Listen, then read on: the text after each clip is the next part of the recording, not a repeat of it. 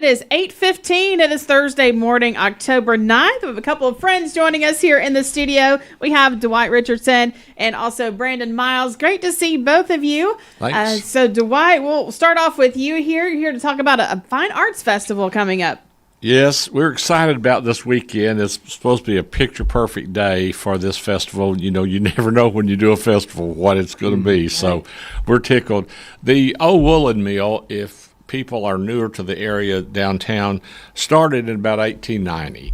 And in 1890, the purpose of the mill was to use local farmers, the sheep. They would get the wool and they would make clothing from the local farmers at that particular time. And in about 1970, the mill moved to a new location there on Michigan Avenue, and the mill kind of fell in disarray. And so after a while of all the vandalism and whatever else happened to that mill, about 1999, Dr. Coleman bought the mill and started trying to revive it. And he contacted Artists Here Partnership to come up with a festival. And we didn't know really what to do. This is the first time we had done an art festival like that. So we got to hearing that there was a creek that actually runs underneath the woolen mill. It's, 5 or 6 feet wide, something like that. It actually runs, to the mill and under the mill, going way out to Mouse Creek. Mm-hmm. The local children called it Dye Creek, D-Y-E.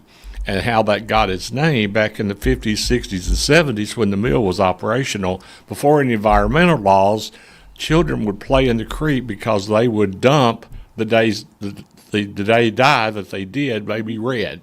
And they would go home red, their clothes would be red. Mm-hmm. The next day, it could be blue dye, So that's how we came up with a festival called Dye Creek Fine Arts Festival. And it's really going to come a fun history right there. We're going to dye the creek. Wow. We have found environmental dye that won't hurt anything, and kids could play it again if they want to. I don't know. Maybe the great-grandkids of those kids that did do that. Yeah. But I think that's a very unique thing. And Brandon, who owns Grit and Grace, is on our committee, and he's been very helpful because he knows a lot about that woolen mill. Don't you, Brandon? Well, yeah, we've learned a lot over the years, and we love the place. And I think I love the fact that we're using the name Dye Creek in it, and it's embracing the history of the mill. Also, I think looking forward to the plans that the city has for making that area the arts and entertainment district for the city. And so we're, of course, just glad to be a part of it. We love where we are, and that we encourage artists as well, too. And it's a great opportunity for us to be a part of it and continue to contribute to what Dwight and his team are doing. Yeah. We're talking with Dwight Richardson and Brandon Miles, talking about the upcoming Dye Creek Fine Arts Festival. So either of you, one of you, fill us in on what we can expect this Saturday. Yes. Our Artists Here Partnership does several different things with the arts and theater and dance or whatever. But on this particular festival, we want to try to upgrade this festival. We've kind of copied after Four Bridges there in Chattanooga, and there's a big festival in Georgia, around Rome, Georgia, and we want people to know that the artists that are there, it's not their hobby, it's their livelihood, and we want to bring up this thing. It's free to the public, and so there'll be fine art, pottery, wood items, there'll be live music, some interesting food vendors, no barbecue. It's going to be more, a fine art. It's going to be really kind of fun. It's very unique. If you haven't been in that courtyard area, and a lot of people have not, it is absolutely a fabulous spot. And when you cross that creek, if you look to your left toward the bigger pond, you really think you're in Savannah, Georgia. I mean, that area right there, if you haven't seen it, it's absolutely phenomenal. You need to come just to see that creek because it is nice. Can I mention our sponsors, if you don't mind? We cannot do this without these sponsors. Dr. Coleman and Josh have been very helpful in helping us do this.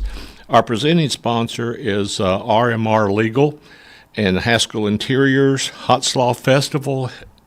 That's coming up in April. Don't forget that. The Tennessee Arts Commission was very generous to us. Volker and Brandon Miles has the Busy Bee now, that little book that you get in the antique stores. He gave us a full page of that. We appreciate that. And Regions Bank, there's an employee they named Jermon Garner. He also helped to sponsor this. And it starts at 10 o'clock, goes to 5 o'clock. It's a picture-perfect day. We're excited about it, and it's going to be a very unique, intimate art festival that we haven't had in Cleveland before. You're going to have great weather for it Oh, on Saturday. Lord, it's wonderful weather. For sure. Well, Brandon, while you're here, kind of update us on Grit and Grace Market. Oh, well, sure. Yeah, we can do that. I mean, things are going well. We're coming up on 6 years of being at the mill. And like I said before, we love the artists and giving them an opportunity to display their products at our store. We've got 100 individuals in there. You know, it's not all art, but we like to incorporate that into what we're doing. So it's nice to be able to partner with what Dwight is doing with this. We're excited because anytime something's happening at the mill, we're excited about it. Yeah. Whether it's us or not, it's just a great opportunity to continue to see the mill grow into the vision that the Colemans had for it whenever they purchased it. So yeah, things are going well. Good. Yeah, we love being a part of Cleveland. I know you've got loyal customers, but you know maybe people will come out for the first time there to the Old Woolen Mill and Grit and Grace there on Saturday. Yeah, love to see them. I will say Grit and Grace. We go a lot of places and go antique hunting and look at things. You won't find any place any better in the Tennessee area, Georgia, than Grit and Grace. It's laid out very well. The vendors are very nice there, and it's just a beautiful place to shop. Well, it's great to see both of you. I mean, really, it's true. For that? It's true. I didn't even pay. He didn't even pay me to say that. Well, Dwight, once again, give us a reminder of the date. No, it's this Saturday, but the times, and is there any admission cost to this? This Saturday from 10 to 5 at the Old Woolen Mill. There'll be signage to direct you there. People can help you. There's plenty of parking. It is a free event.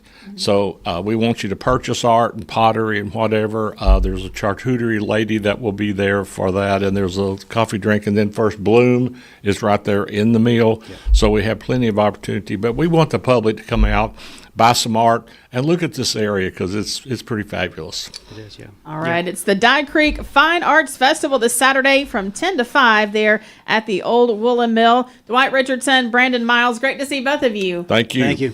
All righty, it is